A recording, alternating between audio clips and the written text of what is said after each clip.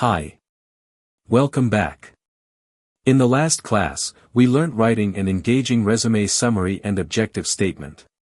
In today's class, we will be looking at powerful action verbs and how to use them. Action verbs make a resume more engaging and demonstrate impact.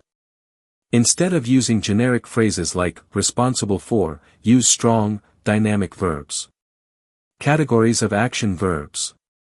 Category. Examples. Leadership. Spearheaded, directed, managed, supervised. Problem solving. Resolved, diagnosed, analyzed, developed. Communication. Presented, negotiated, facilitated, persuaded. Sales and marketing. Boosted, generated, marketed, promoted. Technical. Engineered, programmed, implemented, optimized. Project management.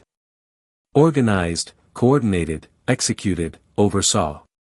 Weak versus strong verb usage. Weak, responsible for handling customer complaints. Strong, resolved 90% of customer complaints within the first call, increasing customer satisfaction by 30%. Weak, worked on marketing campaigns. Strong. Developed and executed a digital marketing strategy that increased website traffic by 40%. Pro tip, avoid using the same action verb repeatedly. Diversify your word choice. Thank you for listening.